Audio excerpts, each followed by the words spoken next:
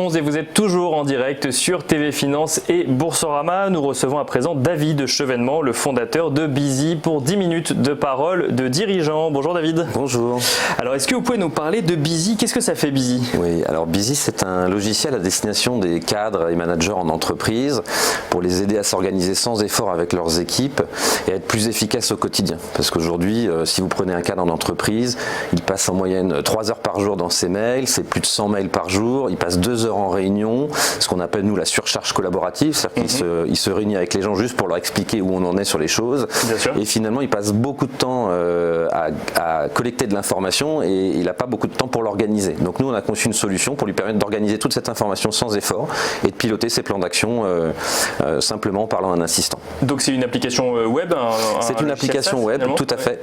C'est une application web couplée à une intelligence artificielle sous la forme d'un assistant virtuel que vous pouvez interpeller depuis vos téléphones mobiles, depuis vos emails, depuis vos messageries instantanées et auquel vous allez demander des services que va vous rendre l'intelligence artificielle et la plateforme. Et alors ça va rendre quel genre de service justement? On parlait des réunions ou même du traitement des mails. Comment concrètement ça va nous rendre un service à ce niveau-là? Alors l'idée c'est d'automatiser toutes les tâches chronophages du quotidien qui ont peu de valeur ajoutée pour le manager et ses équipes et qui finalement sont nécessaires au travail mais qui n'apportent pas grand-chose pour l'activité du manager. Donc l'assistant il va vous permettre de rédiger des comptes rendus tout seul, donc il va vous faire la mise en forme, il va extraire les informations pertinentes pour les suivre, donc par exemple si au sein du compte rendu il y a des points d'action, il va aller les extraire et les stocker dans la plateforme pour pouvoir vous les redonner plus tard quand vous en aurez besoin. Donc il va lire le compte rendu? Il va lire le compte rendu, il va analyser ce qu'il y a à l'intérieur de ce que vous avez écrit, donc vous n'avez pas besoin de parler un langage spécifique, vous ne parlez pas Bizy, c'est Bizy qui parle votre langue et qui va, à partir de ce que vous aurez noté, identifier ce qui est de la notion de remarque et puis il va vous le mettre en forme, et puis ce qui est de la notion de point d'action avec éventuellement des personnes et des dates,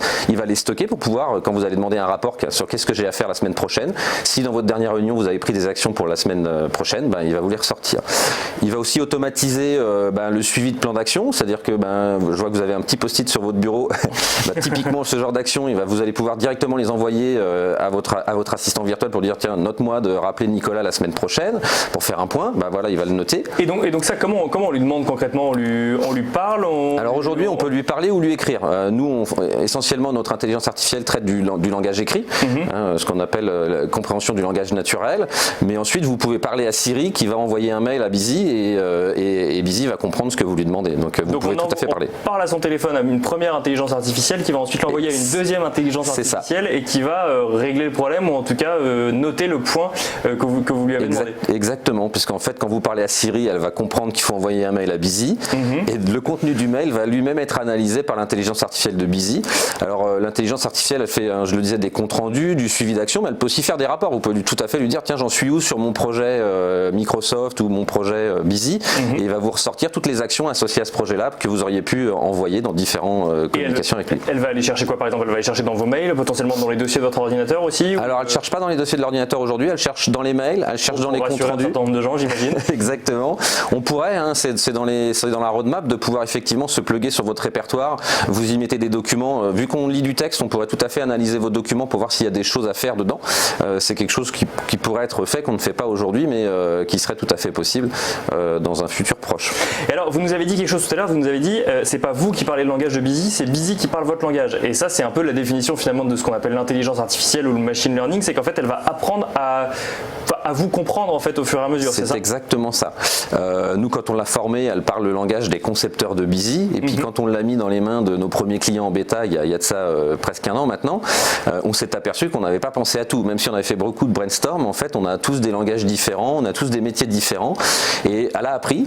Et ce qui est super dans une intelligence artificielle, c'est que finalement, elle apprend de tout le monde et elle devient meilleure pour tout le monde, puisqu'à partir du moment où elle parle plusieurs langages, elle est capable de s'adapter un petit peu à tous ceux qui arriveraient sur la plateforme. Parce qu'elle apprend en fait des différentes interactions des différents utilisateurs de Bizy et elle s'améliore au fur et à mesure. Exactement. En fait, elle prend la quintessence de tout le monde et elle apprend de tout le monde. Donc chaque interaction avec un humain est quelque part une façon d'augmenter sa capacité à délivrer plus de services parce qu'elle sait plus de choses. Donc elle comprend par exemple que réunion, réu ou meeting veulent dire la même chose par exemple. C'est exactement ça. C'est exactement ça. Par exemple, on a des clients au Canada et puis quand ils ont démarré avec Bizy, ils disaient il faut céduler une réunion avec avec des personnes. Céduler, moi je ne sais pas ce que ça veut dire. Oui, on connaît schedule, on connaît schedule en anglais, on connaît faire une réunion ou prendre un rendez-vous en français. Et en fait, une réunion, ouais, c'est ça. Et en fait, au Canada, on dit céduler. Bon, bah voilà. Donc, au début, elle le savait pas. Maintenant, elle le sait.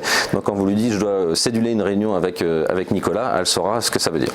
Elle saura ce que ça veut dire. Alors, un mot sur vos clients. Du coup, vous adressez quoi à des managers essentiellement? Alors, on s'adresse à des managers, essentiellement des sociétés qui ont une taille où le coût d'organisation devient important. Hein. Donc, effectivement, une société de 20 personnes, le coût de synchronisation est faible parce que tout le monde sait ce qu'il a à faire.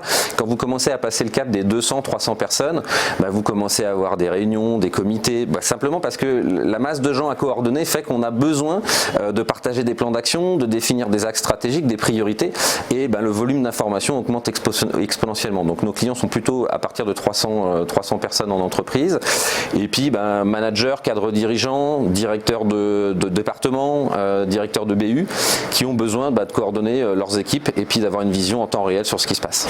Alors quand on parle intelligence artificielle, assistant intelligent, ce genre de choses, il y a toujours des gens qui peuvent vous répondre oui mais avant, hier il y avait des humains qui faisaient ça. Qu'est-ce qu'on leur répond du coup à ces gens-là? On leur répond que le problème c'est qu'on ne peut pas arrêter la marche de la technologie, c'est-à-dire qu'on pourrait se dire tiens je vais m'arrêter là et puis ça va bien se passer, mais la réalité c'est que non. Pourquoi? Parce qu'à partir du moment où quelqu'un sort une intelligence artificielle comme Busy et qu'elle vous permet d'être plus efficace en tant que manager et quelque part vous devenez un manager augmenté, si vous n'êtes pas augmenté, vous êtes plus lent, vous êtes moins efficace parce que vous passez du temps à faire des choses que l'intelligence artificielle pourrait faire pour vous. Donc j'ai envie de dire, malheureusement c'est inéluctable.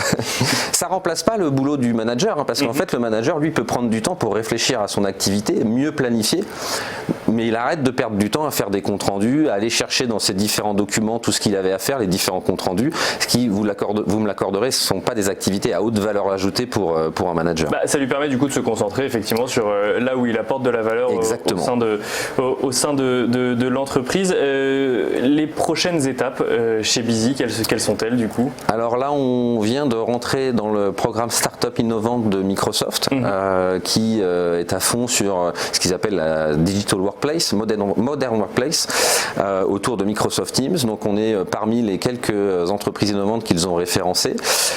C'est une belle victoire entre guillemets, ou en tout cas une belle reconnaissance, parce que Microsoft, ils s'y connaissent un petit peu quand même dans le secteur. Exactement, et puis ils ont déjà pas mal d'outils de productivité, donc s'ils font appel à des gens comme Busy, c'est qu'il y a une vraie valeur ajoutée.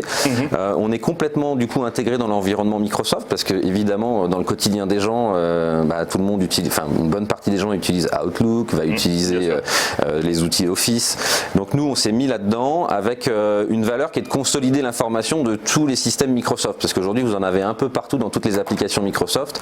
Comment moi en tant que manager je sais où j'en suis à travers tous les outils Microsoft, c'est ça la valeur qu'on apporte aujourd'hui, donc c'est là-dessus qu'on va se développer sur l'année 2019. Et un mot sur le business model, du coup on a dit que c'était un logiciel SaaS, donc on est quoi, on est sur de la vente de licences à l'année d'utilisation? Exactement, alors en fait comment ça se passe, on vend un abonnement mensuel qui est pour le manager et le cadre dirigeant à 50 € par mois, qui peut être moins cher pour les équipes évidemment en fonction des options qui seront retenues, et sur lequel en dehors de ça il n'y a pas grand chose en plus, si ce n'est de la formation et de l'accompagnement, pas tellement sur l'usage de l'intelligence artificielle parce qu'elle parle votre langage, mais c'est toujours difficile pour les équipes de changer parce que c'est des nouveaux modes de fonctionnement, des nouvelles façons de travailler. On n'a pas l'habitude de travailler avec un assistant ou une assistante, ça c'est quelque part, on est habitué à tout faire soi-même, donc demander à quelqu'un de faire quelque chose ou demander à une machine de faire quelque chose pour vous, c'est pas naturel.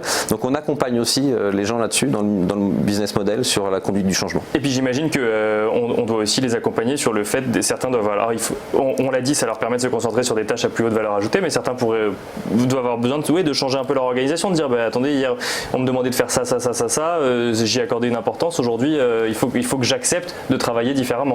Mais complètement, parce qu'en fait ça les oblige à se repositionner sur leur cœur de métier, et là où vous aviez auparavant je dirais une partie de l'activité qui était de faire tourner la boutique, les réunions, les comptes rendus, ça vous occupe 20 heures par semaine. Ça vous occupe, puis surtout ça montre aux autres que vous travaillez, et finalement on y accorde beaucoup d'importance en entreprise. C'est ça, exactement, mais sauf que en fait la vraie valeur elle vient de ce que vous apportez pour l'entreprise, de comment vous justement vous faites changer changé l'entreprise et comment vous la faites progresser dans sa manière de servir ses clients, d'attaquer des nouveaux marchés.